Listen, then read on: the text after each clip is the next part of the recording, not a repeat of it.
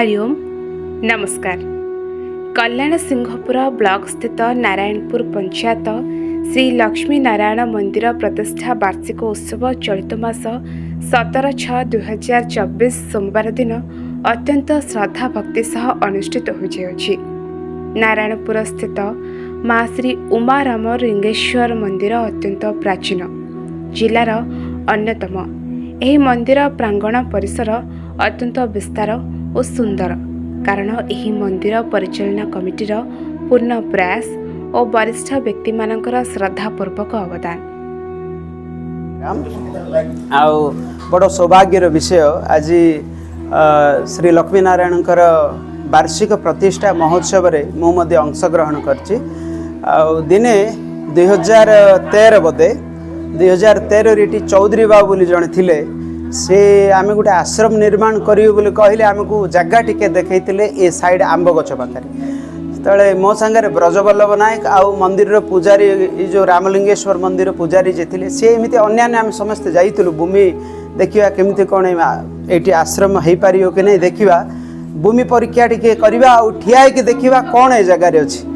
आमे एमिति गोटे 5 मिनिट ठिया के ध्यान करछु से जगह रे आमे गरुड़ वाहन सब लक्ष्मी नारायण दर्शन आम कर 2013 पुणी यही प्रांगण रे ही से लक्ष्मी नारायण मंदिर हेबाको अच्छी बदे आमको संकेत मिलला किंतु आमे सेठी लक्ष्मी नारायण मंदिर टी करियो बोले भाबुतलु किंतु जो परिस्थिति वशत से जमी हे पारला नहीं किंतु से दिन दिव्य दर्शन आज ए मंदिर रूप रे साकार हे पारछि।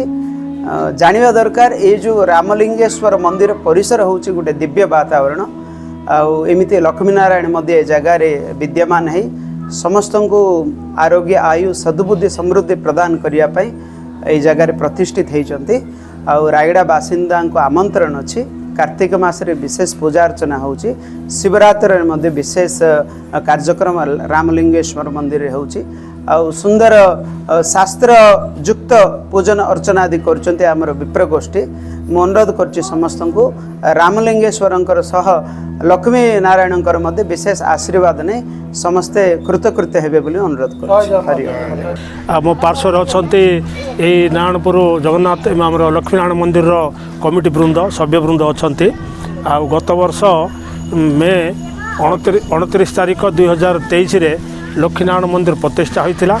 आज तार वार्षिक उत्सव चलती से गाँ लोकों सहयोग मंदिरटा होती से लक्ष्मीनारायण मूर्ति से पाल आ सब व्यवस्था कर सभ्य मध्य आज उपस्थित अच्छा आमर प्रत्येक वर्ष पूर्व माने पुरातन ये उमा रामलिंगेश्वर मंदिर स्थापित होगी सेठी प्रत्येक वर्ष महाशिवरात्रि एवं कार्तिक मासरे एकादशी दीपयज्ञ सब अनुष्ठित हो आसुची एवं तत्संग संगे नूतन करी गत 29/5/2023 ज्येष्ठ शुक्ल पक्ष दशमी दिन आमर नूतन लक्ष्मी नारायण मंदिर आमर रायगड़ा ये बासिंदा अनुकूल्य रायगड़ा जिला समस्त अनुकूल्य ए जगार ये जो रामलिंगेश्वर मंदिर होता ये कल्याण मंडप गोटे स्थापन कले कल्याण मंडपटा लक्ष्मीनारायण मंडप करदे ताकू धरिकी लक्ष्मीनारायण मंदिर करने निष्पत्तिटा नहीं ग्रामवासी बहुत उत्सव हिसाब से ये मंदिरटा स्थापन कर मंदिर वर्तमान प्रतिष्ठा हो सारा। आज मंदिर वर्ष पुराणी है वर्ष पुराणी उत्सव महा आनंद उत्सवटा पालन करनेक भक्त अनगी आसती मुख्य दायित्व आमर भुवनेश्वर पुरी रोचंदी लक्ष्मीनारायण पाल तांकर बहुत सहयोग आनुकूल्य ये मंदिरटा अदा कि परिचालना होची दायित्व अनुक्रम केते जन ये भक्त अच्छा से सहयोग आज ये उत्सवटा सुरुखुर आनंद चलती।